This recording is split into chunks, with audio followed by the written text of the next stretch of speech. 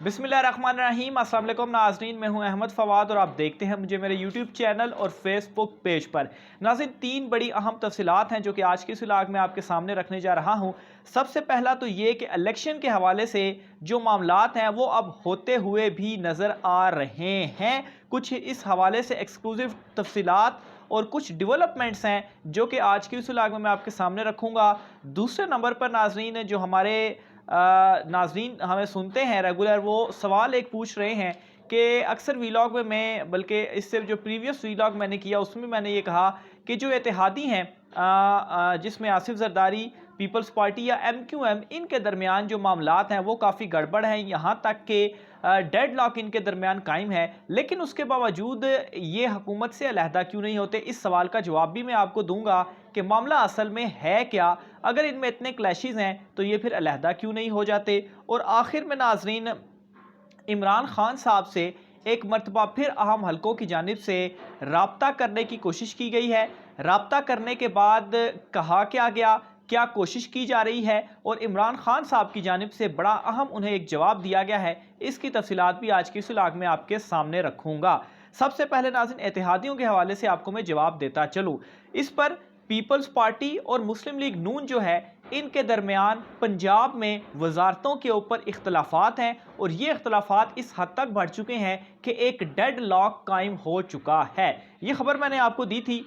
और इस वक्त काबीना जो है, आप देख लें, पीपल्स पार्टी जो वजारतें चाहती थी उनको वजारतें नहीं दी गई। यहाँ तक कि आज आसिफ जरदारी और हमजा शहबाज की जो मुलाकात है वो भी हुई है। और इस मुलाकात में भी आसिफ जरदारी ने जो सियासी सूरत हाल है उसके ऊपर गुफ्तगू की है। और सियासी सूरत हाल यही है कि अभी तक पीपल्स पार्टी को उनकी मर्ज़ी की वजारतें जो हैं वो क्यों नहीं दी गई, क्योंकि आसिफ जरदारी सारी खेल के पीछे हैं।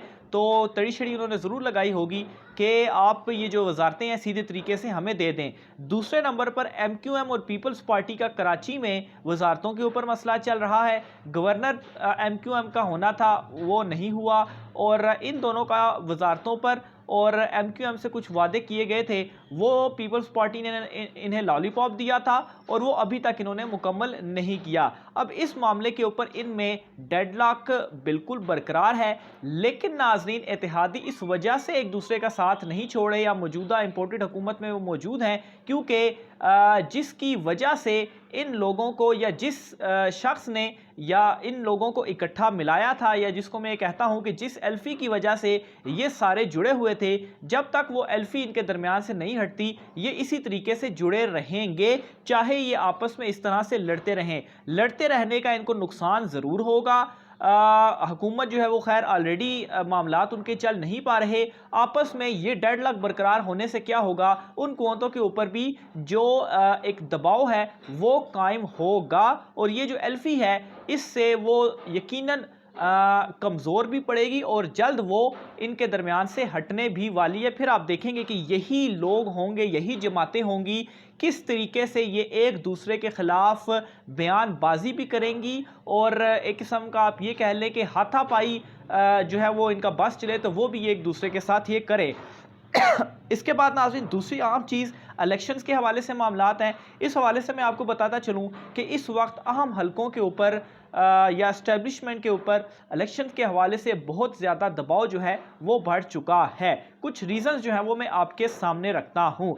सबसे पहले, मौजूदा हुकूमत की बैड गवर्नेंस जो है, जितनी महंगाई इस वक्त हो रही है, दिन ब दिन पेट्रोल, बिजली, गैस, इन तीनों की कीमतें बढ़ती जा रही हैं। डॉलर स्टिल मुस्तहकम नहीं हो रहा, वो भी मज़ीद बढ़ता जा रहा है। रुपया गिरता जा रहा है और इनकी वजह से दीगर जो अशिया हैं, घी, तेल, आटा, ये तमाम तर चीज़ें जो हैं वो भी महंगी होती जा रही हैं और ये महंगाई मज़ीद बढ़ेगी। और आप देखेंगे कि जो बजट पेश किया जाएगा इसमें ये महंगाई मज़ीद इससे भी ज़्यादा इजाफा होगा। तो एक तो इस चीज़ का बहुत ज़्यादा प्रेशर है और जो अवाम है, जो लोग हैं, ख़ास तौर पर सोशल मीडिया के ऊपर जो इल्ज़ामात हैं या जो बात कर रहे हैं वो एस्टेब्लिशमेंट के हवाले से ही कर रहे हैं। दूसरे नंबर पर अगेन सोशल मीडिया के इस वक्त बहुत ज़्यादा दबाव है क्योंकि सोशल मीडिया पर ये वाहिद प्लेटफॉर्म है जहां पर खुलकर जो बातचीत है वो इस हवाले से की जा रही है कि एस्टेब्लिशमेंट इस हुकूमत को लेकर आई और अब देखें कि ये जो हुकूमत है इनके आने के नतीजे में महंगाई कहाँ से कहाँ चल गई है और मुल्क दिवालिया होने के करीब है, क्योंकि जो दीगर मीडिया प्लेटफॉर्म्स हैं उन पर काफ़ी हद तक जो कंट्रोल है वो किया जा सकता है, लेकिन जो सोशल मीडिया है इसमें हज़ारों लाखों लोग ऐसे हैं जो कि अपनी राय का इजहार बरमला करते हैं। तीसरे नंबर पर नाज़रीन एक और जो वजह है वो ये है कि अवाम का दबाव इस वक्त शदीद है। इमरान खान साहब ने भी दबाव रखा हुआ है जो लॉन्ग मार्च के हवाले से वो लेकर आने का, और अभी बजट के बाद इमरान खान साहब जो लॉन्ग मार्च की अनाउंसमेंट करेंगे, फिर उसके बाद महंगाई की वजह से जो अवाम का रिएक्शन है वो शदीद होता जा रहा है। यानी कि इस वक्त अवाम इस इंतज़ार में है कि किसी तरीके से अगर इमरान खान साहब लॉन्ग मार्च का ऐलान करें और हम इमरान खान साहब के साथ खड़े हो जाएं। इस वक्त इस कदर जो महंगाई है वो बढ़ती जा रही है।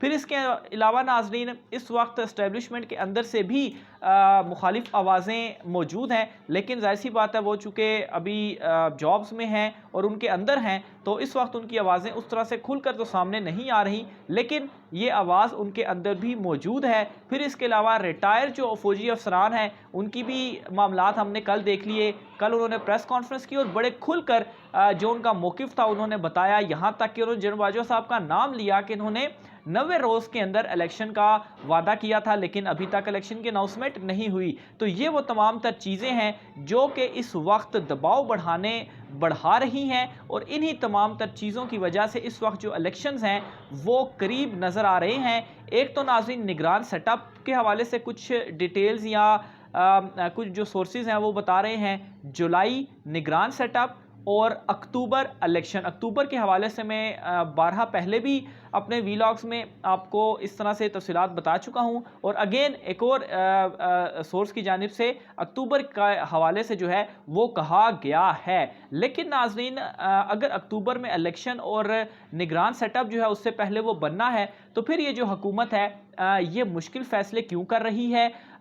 मुश्किल फ़ैसले तो इसी सूरत में इन्होंने करने थे कि इलेक्शन जो है वो अगले साल किए जाएं। इसका जवाब ये है कि इस वक्त जो महंगाई का जो प्रेशर है, जो दबाव है, IMF की जो डील है वो भी लाजमी है। इस हुकूमत के ज़रिए IMF से डील करवाई जाएगी, जो कि ज़ाहिर सी बात है निगरान सेटअप नहीं कर सकता। जब ये IMF की डील होगी तो फिर निगरान सेटअप आने के बाद मामलात को संभाल सकता है, लेकिन अगर IMF की डील नहीं होती और इसको हटा दिया जाता है इस हुकूमत को, तो फिर IMF की जो डील है और मुल्क जो है वो बहुत ही ज़्यादा जो महंगाई का तूफ़ान है वो भी आएगा और आप समझे कि दिवालिया ही हो जाएगा। तो इस वजह से IMF की डील इनसे करवानी है, और फिर आप देखेंगे कि ये नून लीग खुद नहीं चाहती कि ये इक़्तिदार में रहे। लगता यूँ है कि इनसे गन पॉइंट के ऊपर हुकूमत जो है वो करवाई जा रही है, और इस वक्त जो चीज़ें नज़र आ रही हैं, आसिफ जरदारी जो है वो इस सारी चीज़ के मास्टर माइंड नज़र आ रहे हैं, क्योंकि सबसे ज़्यादा इस वक्त फ़ायदा आसिफ जरदारी को ही हो रहा है।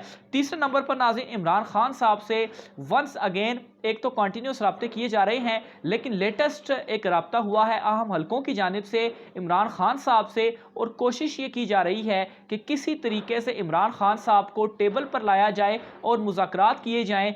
जो एक ग्रैंड डायलॉग की बात हो रही है, मुख्तलिफ बयानात में आप सुन भी रहे होंगे, शहबाज शरीफ, इशात खान अब्बासी साहब कह रहे हैं ग्रैंड डायलॉग के हवाले से, तो ये मुमकिन नहीं है जब तक इमरान खान साहब इन डायलॉग्स का हिस्सा ना हो। तो इमरान खान साहब टेबल पर उस वक्त आएंगे जो कि इमरान खान साहब की जानिब से अगेन मैसेज दिया गया है कि सबसे पहले इलेक्शन का ऐलान और असेंबलियां तहलील, उसके बाद ही अगर आपने ग्रैंड डायलॉग या इन चीज़ों की तरफ बढ़ना है तो फिर मुज़ाकरात हो सकते हैं, लेकिन सबसे पहले इलेक्शन का ऐलान। और इस वक्त नाजरीन आप देखेंगे, मैंने आपको एक दो रोज़ कबल भी एक वीलॉग मैंने आपको तफसीलात दी थी कि 10 से 15 दिन के अंदर एक बड़ा सरप्राइज़ आने वाला है।